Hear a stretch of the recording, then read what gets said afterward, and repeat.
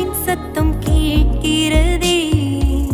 இன்னிசர் என்னை தேடி வருவார் என்று கானக்குயிலின் கானம் இசைக்கின்றதே. மன்னவர் சிங்காரமாய் வருவார் என்று